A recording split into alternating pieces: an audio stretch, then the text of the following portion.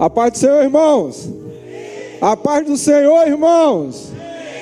Um bom dia a todos. Eu quero convidar você a abrir a sua Bíblia comigo, no livro de Gênesis,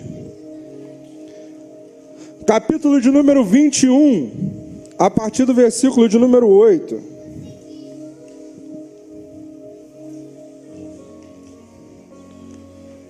Você crê que Deus tem uma palavra para a sua vida nessa manhã? Você crê que Deus tem algo extraordinário a ministrar no seu coração nessa manhã?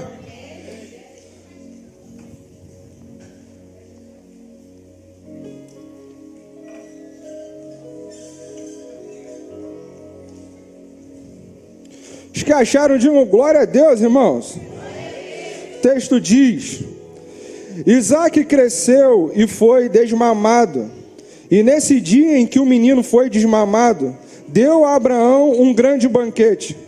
E vendo Sara que o filho de Agar, a egípcia, o qual ela dera à luz a Abraão, caçoava de Isaque, disse a Abraão: rejeita essa escrava e seu filho, porque o filho dessa escrava não será herdeiro com Isaque, meu filho. Pareceu isso muito penoso aos olhos de Abraão, porque era seu filho. E disse, porém, Deus a Abraão: não te pareça isso mal por causa do moço e por causa da tua serva. Atende a Sara em tudo que ela te disser, porque por Isaque será chamada a tua descendência, mas também do filho da sua serva farei uma grande nação, por ser ele o seu descendente. E levantou-se, pois, Abraão de madrugada, tomou o pão e um odre de água, pôs-lhe nas costas de Agar, e deu-lhe o menino e a despediu. Ela saiu andando, errante pelo deserto de Berseba. E tendo-se acabado a água do odre, colocou ela o menino debaixo de um dos arbustos. E afastando-se, foi sentar-se de frente à distância de um tiro de arco, porque dizia: assim não verei morrer o menino. E sentando-se em frente dele, levantou-se a voz e chorou. Deus, porém, ouviu a voz do menino, e o anjo de Deus chamou do céu a Agar e lhe disse: que tens, Agar? Não temas, porque Deus ouviu a voz do menino daí onde está. Ergue-te, levanta o rapaz, segura-o pela mão, porque eu farei dele um grande povo. Abrindo-lhe Deus os olhos, viu ela um poço de água, e indo a ele encheu a água do odre, e deu o rapaz de beber.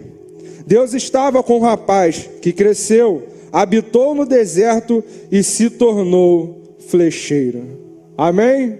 Vamos orar. Deus querido, essa é a sua palavra, Senhor. Palavra essa que renova a nossa vida. Palavra essa que renova as nossas esperanças. Nós temos a certeza do nosso coração de que hoje o Senhor marcou um encontro especial conosco. De que hoje o Senhor marcou um encontro para renovar vidas, para trazer a sua palavra ao nosso coração e renovar a nossa esperança. Por isso nós te pedimos, ó Deus, fala conosco nessa noite e ministra, Senhor, os nossos corações nessa manhã, em nome de Jesus. Amém. Você pode se assentar, querido. Quem está acostumado a pregar muito à noite sempre comete esse erro, né? Fala de noite quando é amanhã e por aí vai. Então, se eu falar à noite, você ignora, finge que está de noite e finge que você está no culto à noite. Irmãos, o texto ao qual nós vamos meditar nessa manhã é uma história que não pode nos trazer muitos ensinamentos. Uma história que nós podemos extrair muitas coisas valiosas para a nossa vida. Uma coisa que a gente percebe no livro de Gênesis, quando começa a falar sobre a história de Abraão, é que o Gênesis ele retrata a história de Agar como uma serva egípcia que servia a Abraão e a sua esposa Sara. Agar tecnicamente é responsável por conceder a Abraão seu primeiro filho, que é Ismael. Isaque era o filho da promessa, sim, mas o primeiro filho de Abraão foi Ismael. Por causa de uma atitude que furou o tempo de Deus na vida deles. Uma coisa que a gente observa, quando a gente fala da história de Agar, a história de Abraão, e isso envolve Ismael, Sara e tantas outras coisas, a gente precisa fazer uma retrospectiva do que aconteceu antes para poder entender o contexto do momento. Deus havia chamado um homem dentro de uma terra pagã, a terra de Harã, um homem chamado Abrão. Deus se apresenta a esse homem e diz: olha, eu quero te usar. Isso resumidamente, deixa eu resumir aqui tudo que o texto fala. Eu quero te usar para o seu tempo. Eu quero fazer de você uma grande nação. Em um outro momento, Deus pega Abraão, leva ele para o lado de fora da sua tenda e fala: olha as estrelas do céu, você consegue contar? Você consegue contar as areias do mar? Assim será a sua descendência. Uma coisa que a gente observa, irmãos, que fica muito claro, é que Deus chama esse homem para um propósito extraordinário, para viver uma promessa extraordinária. Mas não obstante a isso, tinha um pequeno problema técnico no meio desse negócio, aos olhos humanos. Deus chama um homem já de idade bem avançada. Abraão, nos dias de hoje, faria parte da rede master, facilmente. Talvez seria até o líder da rede master. Só que uma coisa que me chama a atenção nesse texto é que Deus não está olhando o cenário de impossibilidade daquele homem por causa da sua idade, até porque Deus não depende disso. Ele é Senhor de tudo, Ele é todo poderoso, Ele faz o que Ele quer, como Ele quer, no estalar de dedos. Então a impossibilidade física de Abraão não era um problema para Deus. Talvez para ele, aos seus olhos talvez fosse, mas para Deus não. Deus, Ele chama esse homem e dá uma promessa para ele que talvez pareça estar totalmente desconectada com a realidade dele. Eu vou te dar um filho. A sua mulher, que já está avançada em dias e não pode mais gerar, ela vai gerar. Eu vou te dar um filho. Só que, irmãos, tanto Abraão quanto Sara cometem um erro no meio do caminho. Eles decidem ultrapassar o tempo de Deus. Eles decidem tentar dar uma ajudinha para Deus no meio do negócio. Sabe quando está tudo, a gente tem que só esperar o momento certo, a hora de Deus, e a gente vai lá e tenta ajudar Deus. É exatamente isso que eles fazem. Sara entrega Agar a Abraão e fala assim: deita-te com a minha serva, para que você gere um filho. E aí é aonde começa a acontecer, aonde começa a surgir a história de Israel, a história de Ismael. Abraão dá à luz a Ismael nos seus 86 anos. Perdão, Agar dá à luz a Ismael enquanto Abraão tinha seus 86 anos. Mas uma coisa que chama a atenção nesse texto é que o tempo foi passando e chegou o momento da promessa se cumprir na vida de Abraão e na vida de Sara. Por um milagre, nasce Isaac. Deus opera de maneira tão sobrenatural sobre eles. Eles são revigorados e aí as dores já da melhor idade já não fazem mais parte deles. E diante do seu amor, Isaac é gerado. Debaixo de uma palavra de Deus e debaixo da promessa de Deus. Quando Isaac nasce, se estima que Ismael tinha mais ou menos 14 anos de idade. Só que uma coisa que chama a atenção nesse texto, quando a gente começa a observar a história, é que chegou um momento em que Isaac precisou ser desmamado. E aqui a gente chega no momento. E no momento que Isaac está sendo desmamado, Abraão está dando uma grande festa, um grande banquete. Ele está comemorando: meu filho está começando a se tornar um homem. E aí, irmãos, quem aqui tem irmão mais velho, ou quem é irmão sabe, quem tem irmão sabe, que irmão é um eterno relacionamento. De alguns momentos é amor, em outros momentos raiva, ódio, e um quer pegar o outro. Coisa natural de irmão de vez em quando. O pai e a mãe tem que entrar no meio e falar assim: ó, se vocês ficarem brigando, vai apanhar os dois. Em alguns momentos tem alguns pais que criam até a camiseta da amizade. Criam uma camiseta única para botar nos dois e eles ainda têm que se abraçar. Irmãos, eu tenho um primo que é meu irmão. E de vez em quando a gente brigava, às vezes meu pai fazia a gente se abraçar, mesmo não querendo, mas obrigava. Falava assim: se abraça e fala que ama o outro. É exatamente assim que acontece. Nesse texto aqui, a palavra que está dizendo que Ismael caçoava de Isaac era como se ele estivesse escarnecendo de Isaac.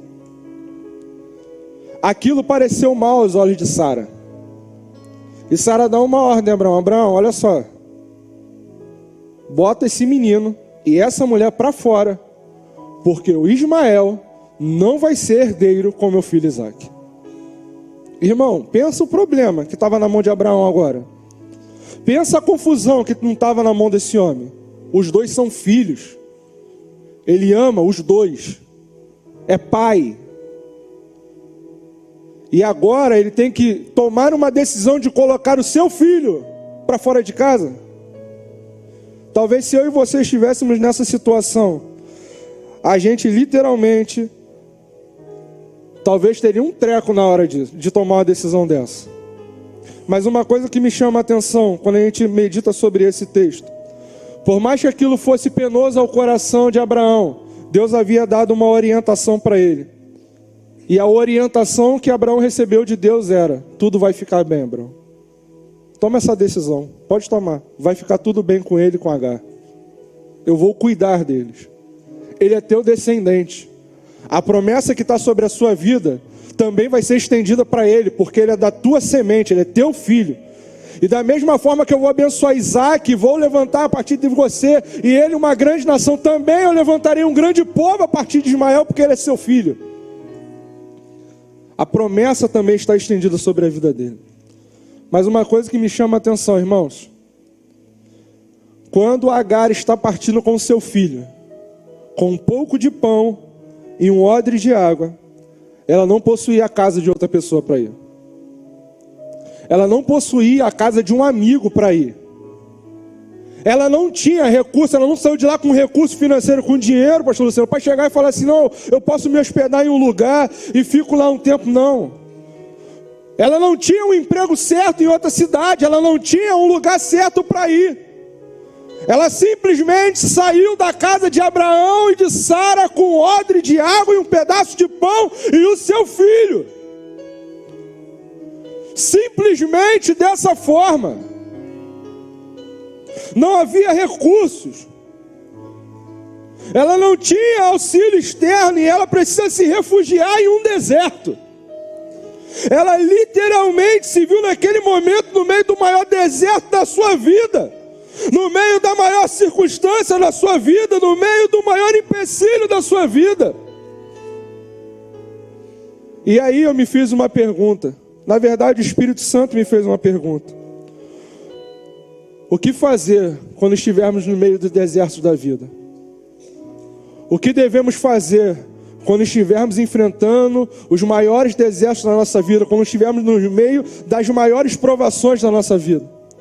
O que precisamos fazer quando estivermos nesse momento? E esse texto me traz exatamente essa lição. Porque eu percebo que em meio aos desertos da vida, enfrentaremos situações desesperadoras.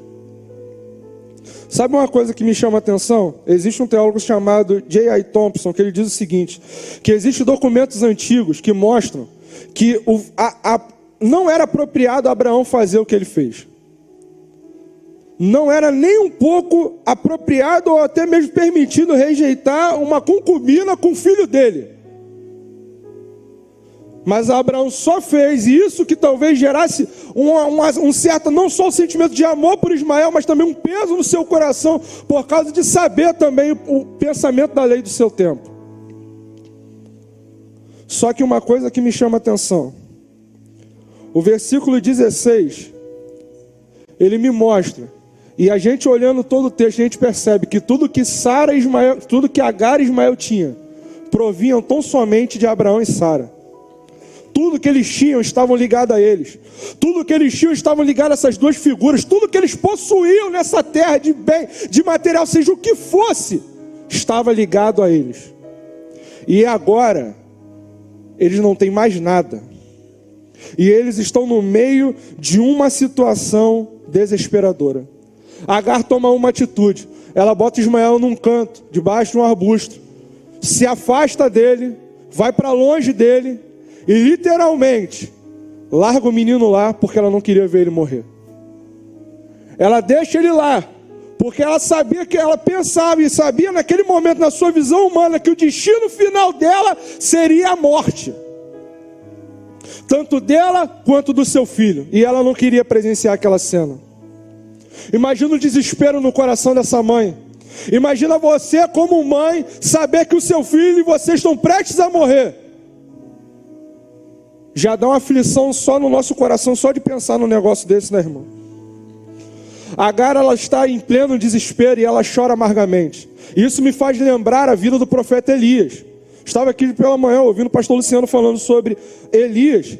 E após realizar aquele feito extraordinário contra os profetas de Baal e os profetas de Azera, Elias está no Monte Carmelo e ele tem uma unção sobrenatural sobre a vida dele. E ele faz um desafio: olha, o Deus que responder com fogo o sacrifício será o Deus de Israel.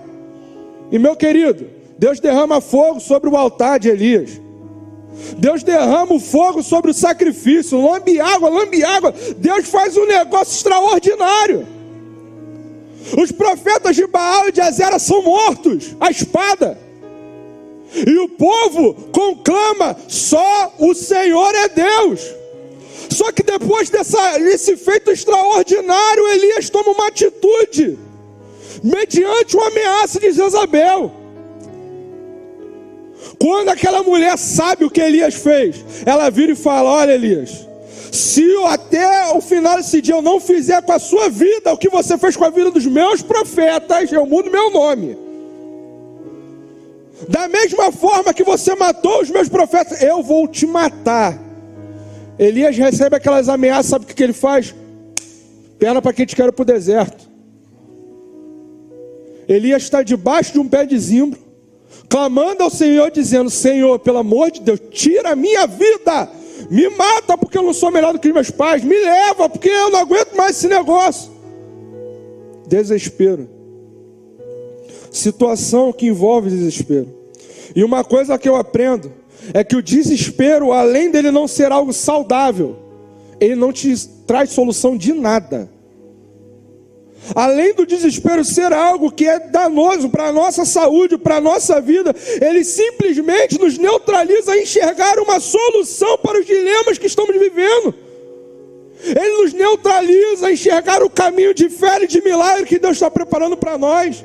Ele nos neutraliza exatamente enxergar que além dos problemas, além das circunstâncias, além do deserto, existe um caminho de esperança que Deus preparou para a minha e pela sua vida. Que no meio das circunstâncias contrárias, Deus será o nosso refúgio, a nossa fortaleza. O desespero não tomará conta do nosso coração, mas se cumprirá sobre nós. Isaías, capítulo 26, versículo 3: tu guardarás em perfeita paz aquele cujo propósito está firme em ti. O Senhor é aquele que te guardará em perfeita paz. O Senhor é aquele que te guiará. Em meio ao deserto da vida, a gente precisa tomar cuidado para o desespero não tomar conta do nosso coração. Porque virão situações que serão situações desesperadoras. Virá circunstâncias que serão circunstâncias que tentarão nos tirar do eixo. Mas no meio do deserto a gente precisa tomar muito conta do nosso coração e saber que Deus é aquele que nos guia, que Deus é o nosso guarda de Israel, que Deus é aquele que literalmente guia os nossos passos, e que eu não preciso temer porque o Senhor está comigo. Não tome atitude no desespero, não tome uma ação no meio do desespero. Acalme o seu coração. Permita que a paz do Espírito Santo tome conta do seu coração nesse momento. E eu tenho certeza que quando você sair por essas portas, você não sairá da mesma forma que você entrou. Uma outra coisa que eu aprendo com esse texto, que em meio aos desertos da vida, Deus estará sempre com seus ouvidos atentos ao nosso clamor. Existe uma versão bíblica que a respeito do versículo 17, que ela diz que Deus ouviu o choro amargurado do menino. Irmãos, Ismael não era uma criança de 5, 6 anos, que às vezes não lembra o que aconteceu, vai lembrar o que aconteceu quando tiver nos seus 25 anos.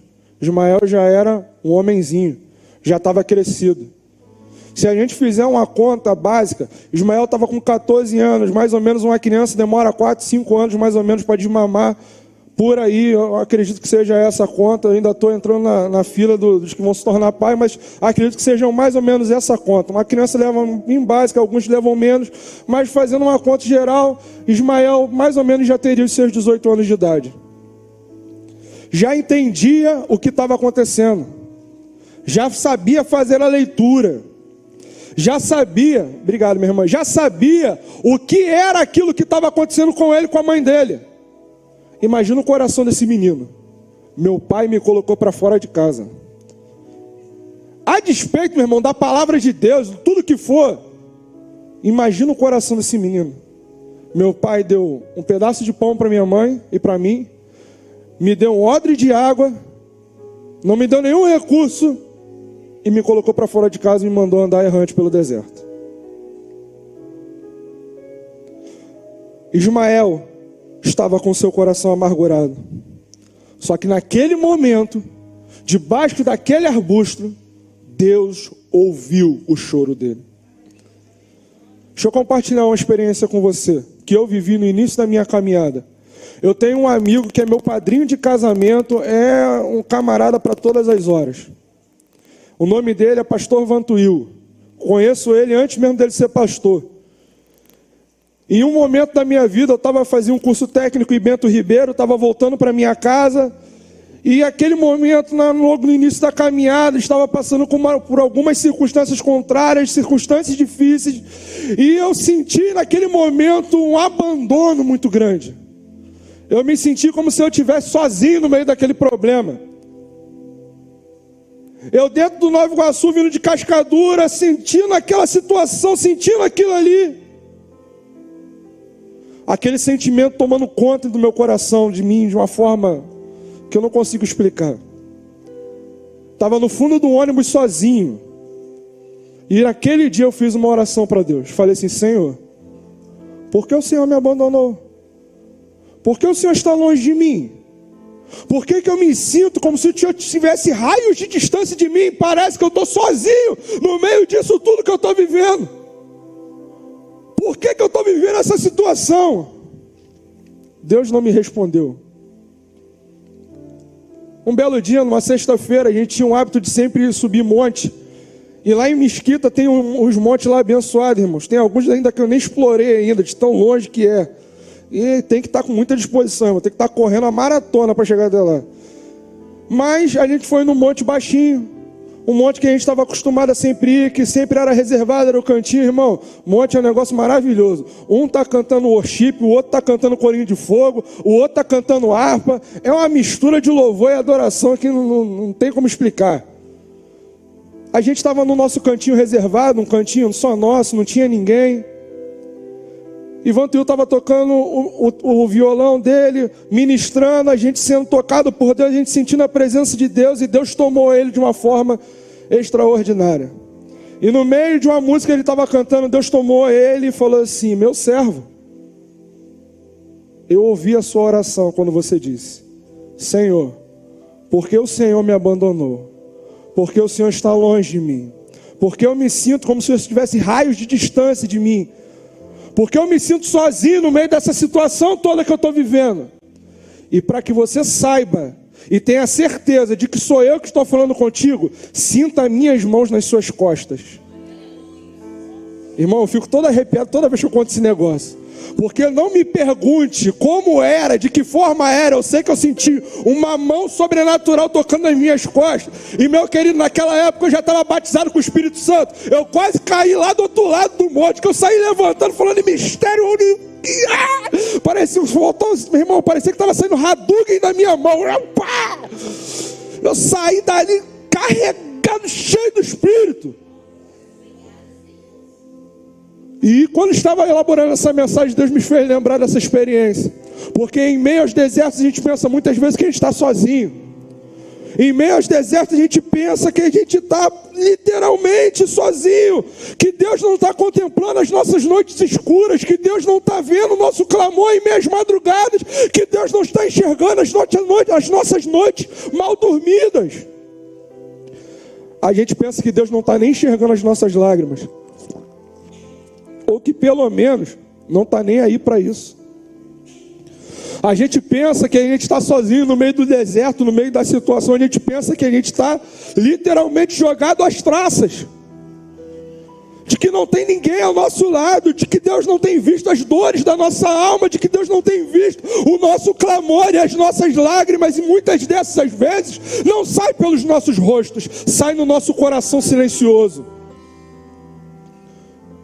Sai de maneira silenciosa quando ninguém está te vendo. Lágrimas talvez que nem as pessoas que estão ao seu redor sabem que você está derramando. E a gente pensa que nesses momentos a gente está sozinho, de que nesses momentos Deus não está vendo nada. Deixa eu te dizer uma coisa: Deus não só está vendo, mas também hoje estará te respondendo. Deus não só está contemplando as suas noites mal dormidas, Deus não só está contemplando as noites escuras, mas também Ele trará o amanhecer de glória, Ele também trará o amanhecer de alegria, e na hora certa, no tempo certo, as coisas irão fluir da maneira que Ele quer. Alabachore calabarabas. Oh, nere calabaçu e eremalas. Deus, Ele vê. Deus ouviu o clamor daquele menino que chorava naquele arbusto. Deus ouviu o clamor de um filho que sentia com o pai, que o pai o tinha abandonado. Deus ouviu a angústia no coração de Ismael. E deixa eu te dizer uma coisa: o mesmo Deus que a nossa Bíblia está falando, que Deus ouviu, é o mesmo que está aqui hoje, está nos contemplando e nos ouvindo. Então fique tranquilo, que Deus, Ele ouve o seu clamor. No meio do deserto você não está sozinho. No meio do deserto você não está abandonado. No meio do deserto Deus está contigo. No meio do deserto Ele ouve e está sempre com seus ouvidos atentos ao nosso clamor. Nem sempre Deus vai responder na velocidade que nós queremos ou da forma que nós queremos, mas precisamos entender que às vezes a gente pede para Deus responder como um trovão e uma tempestade, e às vezes Ele vai vir numa brisa suave, e outras vezes a gente pensa que Deus precisa responder com brisa suave e Ele vai responder como um trovão. Mas entenda uma coisa: nem sempre será na nossa hora, no nosso tempo, mas Deus, toda vez que fala, é no momento exato que Ele precisa falar. Então talvez hoje Deus está em silêncio na sua vida, meu querido. Entenda uma coisa: o teu pai está do teu lado contigo, o teu pai está te auxiliando do teu lado. Apenas acalme o teu coração, que no meio do deserto Ele também está atento ao teu clamor. Eu também aprendo com esse texto que em meio ao deserto precisamos ter uma atitude, um posicionamento. O versículo de número 18 me chama a atenção, porque quando a gente analisa a atitude de Agar, a gente percebe que ela teve uma atitude de que aquele seria o seu último destino. A atitude que Agar tem é como se ali fosse o seu ponto final do negócio. Irmão, ela está com a sentença de morte sobre ela. Ela está ali enxergando nada mais do que a morte. A comida vai acabar, a água vai acabar e ela e seu filho vão morrer. Não tem lugar para dormir, está exposto a animais, a tantas outras coisas de perigo que existe no deserto. E se você nunca estudou sobre o deserto, estude, que é bem interessante. Deserto é o único lugar no mundo que de manhã faz um calor infernal e à noite um frio que só Jesus Cristo. Que temperaturas vão até abaixo de zero. Vai explicar um negócio desse. A atitude que Agar tem é como se aquele fosse o final, que ambos morreriam ali, de que ali seria o último momento que ela veria Ismael. Só que sabe uma coisa que eu aprendo nesse texto? O menino que ensinou é uma lição para a mãe, porque enquanto Agar estava tendo uma atitude que aquele seria o seu final, Ismael estava recorrendo a alguém que era a sua última esperança.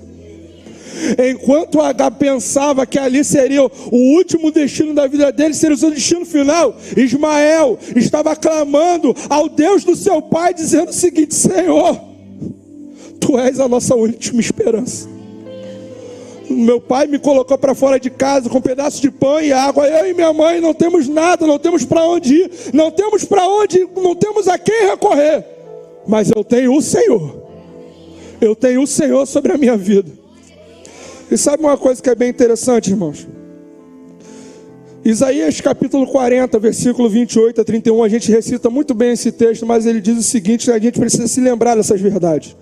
Não sabes, não ouvistes, que o eterno Deus, o Senhor, o Criador dos fins da terra, nem se cansa e nem se fadiga? Não se pode esquadrinhar o seu entendimento. Ele faz forte ao cansado e multiplica as forças ao que não tem nenhum vigor.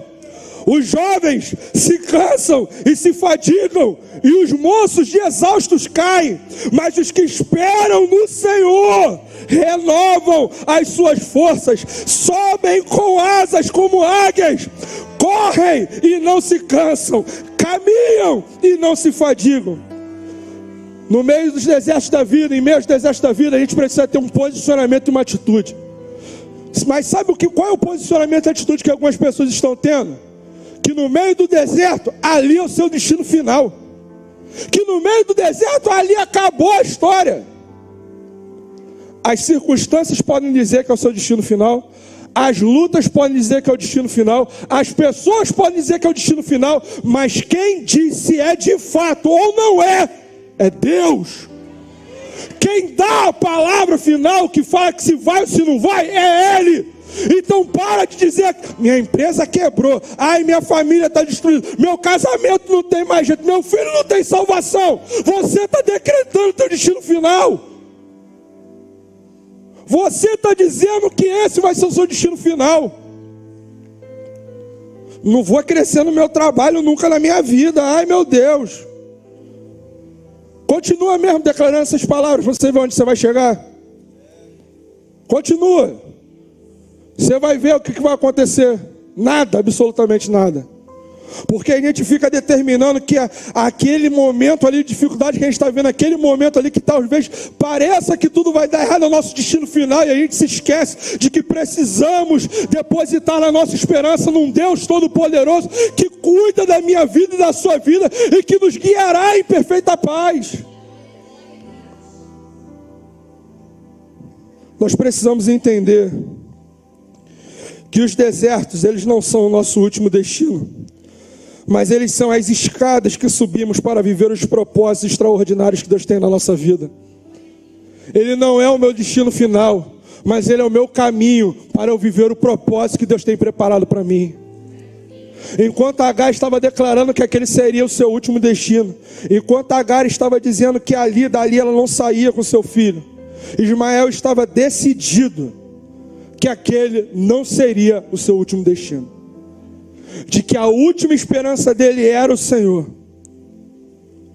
Quem determina, meu querido, a circunstância final não é você, não é o homem, não é ninguém, não sou eu e nem ninguém nesse mundo, é Deus. Pode parecer que está tudo seco, pode parecer que não vai gerar nenhum fruto, pode parecer que não vai sair nada de bom do meio dessa situação toda, mas deixa eu te dar uma palavra de encorajamento. O salmista vai dizer que aqueles que andam semeando a boa semente, a sua semente chorando e gemendo, voltarão trazendo consigo seus molhos. Então, por mais que pareça que está seco, por mais que pareça que não vai dar fruto, por mais que pareça que não vai ter um destino bom, Deus é o que diz a palavra final. Do meio do deserto, Ele faz gerar um manancial de vida. Do meio do deserto, Ele faz gerar fruto. Do meio do deserto, oh, aleluia! No meio do deserto, Ele faz coisas extraordinárias. Então não diga que é o seu destino final, porque ele não é. Aonde você botou um ponto final, Deus está colocando uma vírgula nessa manhã, porque a história vai ter continuidade, não vai terminar dessa forma. Não vai terminar em divórcio, não vai terminar na sua família acabando, não vai terminar no seu casamento acabando, não vai terminar numa briga judicial. Deus entrará com providência nessa noite.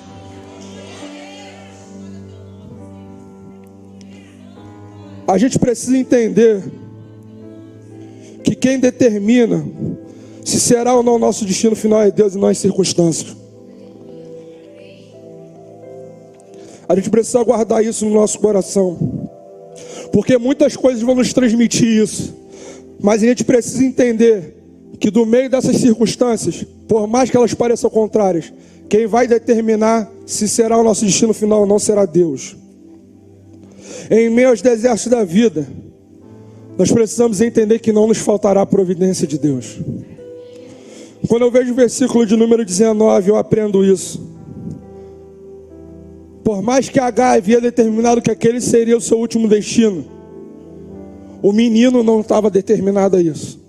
Aquele menino clamou ao Senhor, e Deus ouviu o choro do menino. Quando o anjo aparece para Agar, o anjo já aparece já com a palavra de repreensão. O que tu está fazendo aí, Agar? Talvez ela chorando, soluçando, o anjo vira e fala assim: está fazendo o que aqui, filha?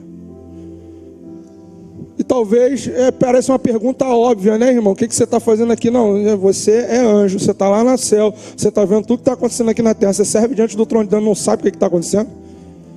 Parece até uma pergunta meio antagônica, mas o anjo na verdade estava provocando ela. Vai parar aqui? É aqui teu destino final? É aqui que vai acabar tudo? É aqui que acaba a tua história? É literalmente aqui que se encerra tudo? Levanta. Pega o menino. Segue o destino de vocês. Vai por essa direção.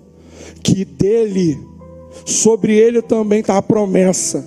Sobre ele também está a herança do Senhor. Sobre ele também Deus levantará um grande povo. Sobre ele também existe uma palavra de bênção e de vitória.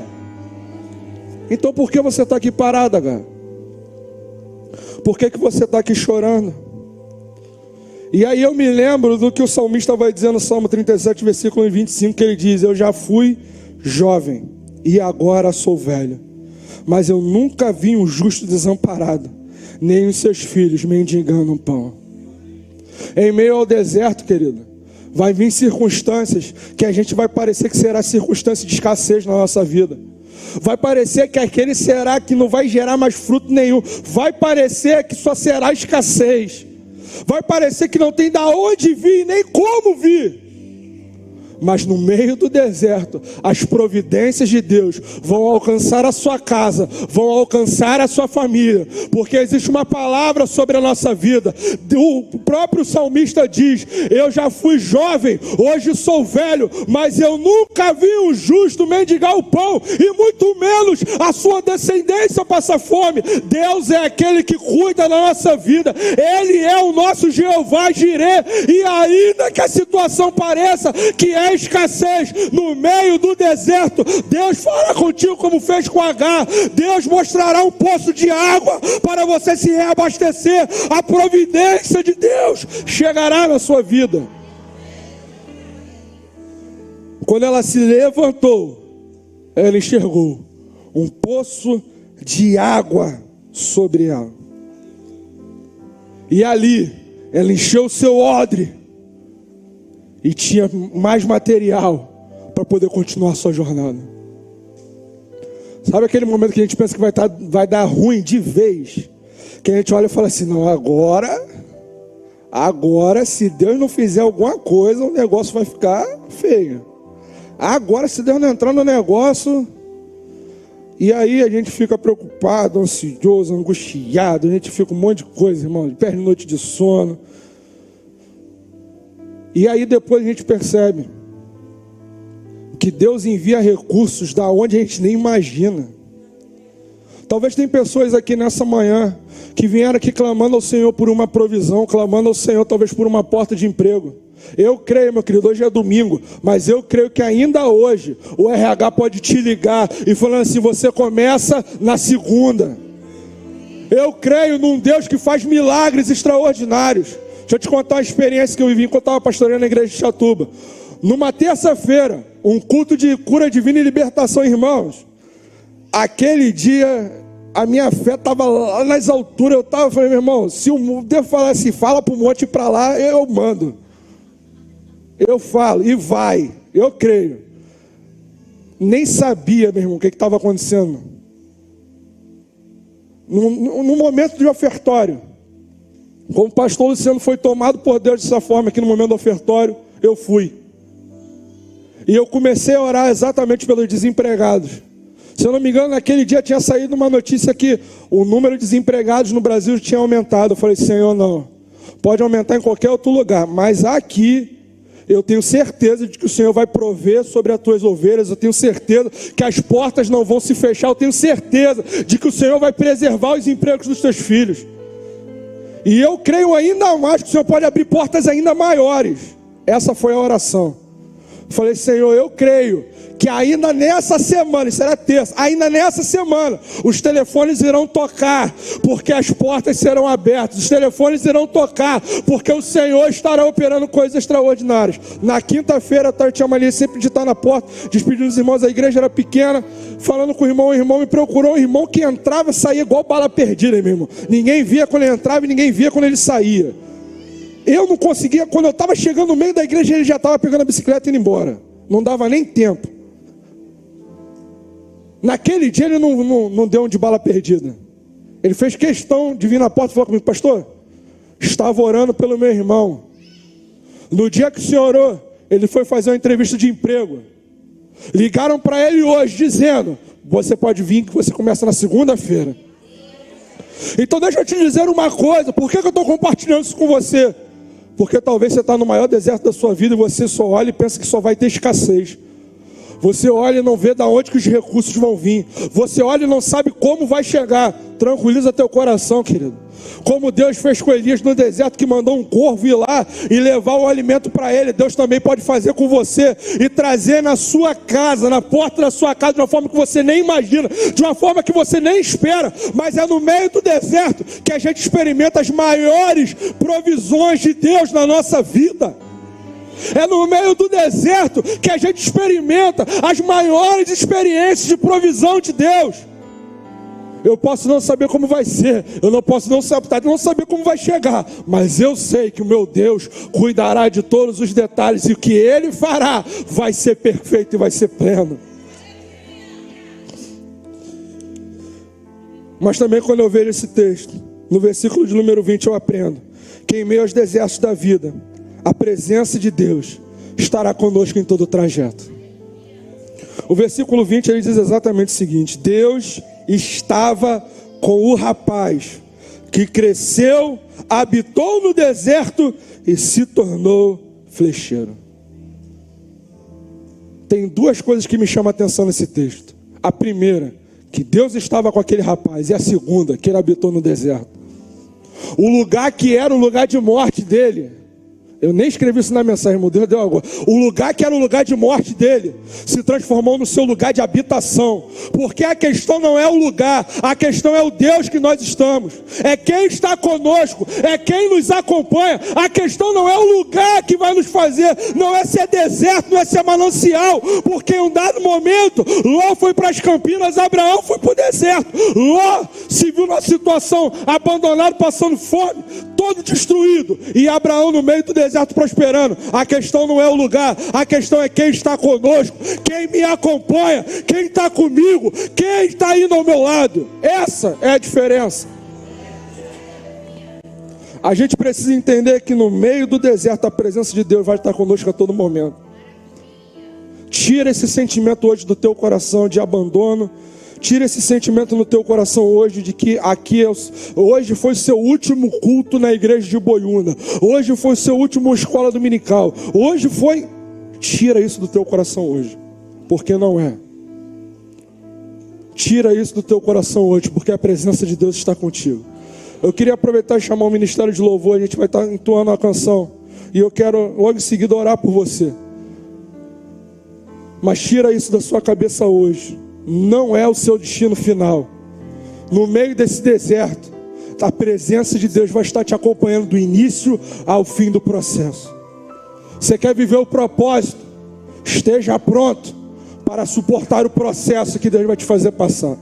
Você quer viver as bênçãos, as vitórias, as maravilhas, o propósito, o chamado de Deus na sua vida? Esteja pronto para suportar os maiores desertos da sua vida. Esteja pronto para suportar os processos de Deus. Esteja pronto para viver talvez as maiores provações da sua vida. Mas também esteja pronto, porque a presença de Deus vai te acompanhar. Talvez hoje você tenha que ter a atitude de Moisés: Senhor, se a tua presença não for comigo, eu nem saio daqui. Se a tua presença não me acompanhar, eu não dou um passo. Mas me ajuda, Senhor, me ajuda a continuar, porque no meio da fornalha Ele vai estar do teu lado, no meio da fornalha Ele vai estar contigo, e a presença de Deus vai estar contigo. Eu quero te convidar a você ficar de pé, meu irmão.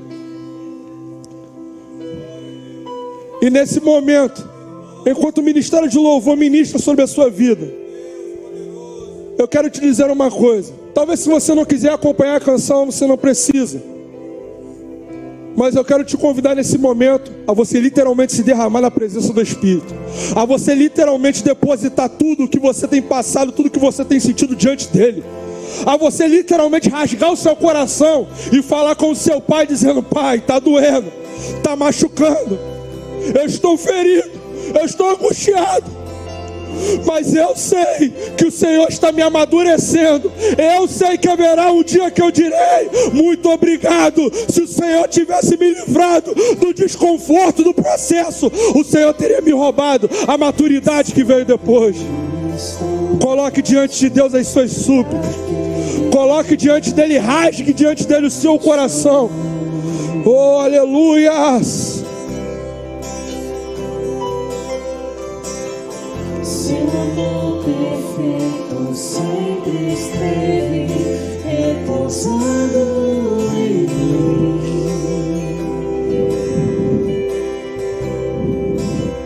Se eu passar pelo vale,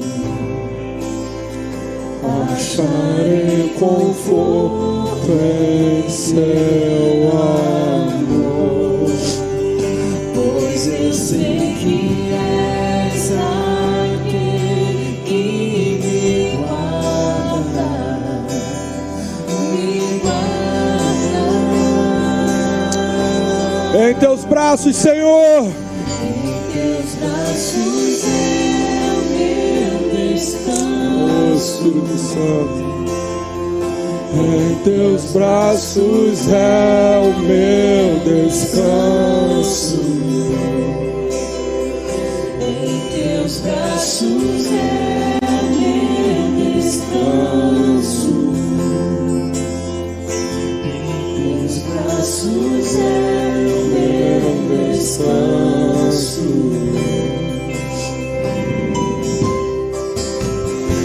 Seguro estou nos braços daquele que nunca me deixou. Oh, Espírito Santo. Seu amor perfeito Sempre esteve repousado em mim.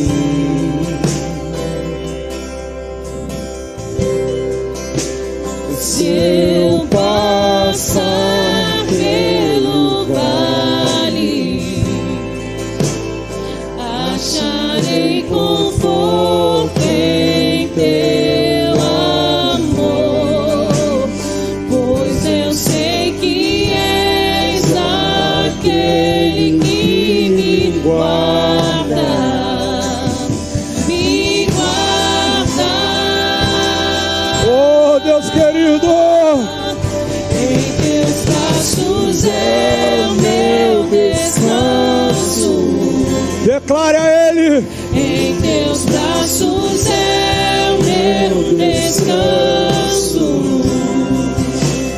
Em teus braços é o meu descanso. Em teus braços é o meu descanso. Aleluia. Em tua graça, Oh, Espírito de Deus. recaio de novo em tuas mãos. Recaio em tua graça, Oh, Deus querido.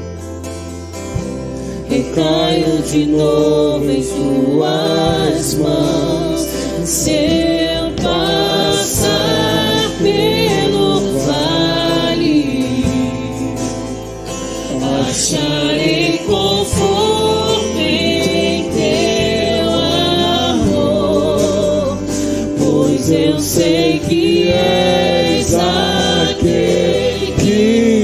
guarda.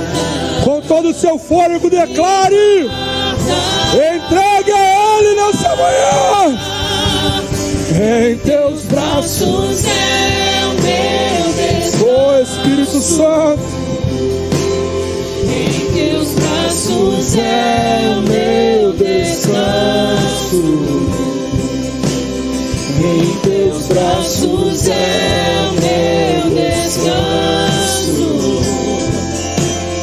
Em teus braços é o meu descanso.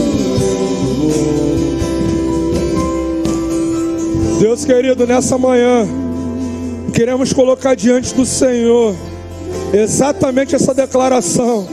O Senhor é o nosso lugar de segurança. O Senhor é o nosso lugar de abrigo. Em meio ao deserto eu sei que o Senhor é o nosso provedor. Em meio ao deserto nós sabemos que a Tua presença nos acompanhará. Em meio a esse deserto eu sei que o Senhor não permitirá que o desespero tome conta do meu coração, mas o Senhor me lembrará que o Senhor é aquele que guia em perfeita paz aquele cujo propósito em Ti confia. Deus querido, que nessa manhã o renovo da Tua presença venha sobre a nossa vida.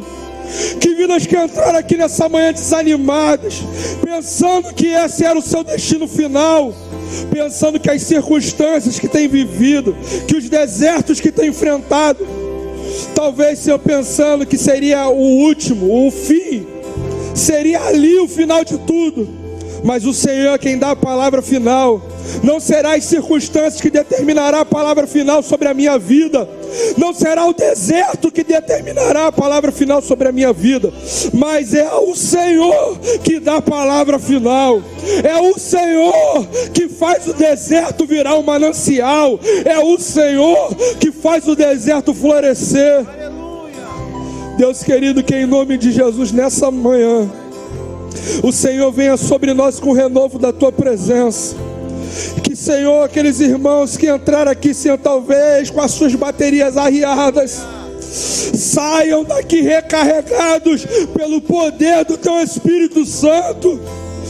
Que da mesma forma que o Senhor me tocou naquele monte, aquele dia, que o toque do Senhor comece a vir sobre corações, sobre vidas, sobre almas. Tu és o nosso Pai, Senhor. Tu és o nosso Abba. Tu és o que guia a nossa vida. A nossa esperança está em Ti, e em Ti nós confiamos. Que nessa manhã possamos desfrutar, Senhor, da presença e do refrigério do Senhor. Oh Espírito Santo, aleluia.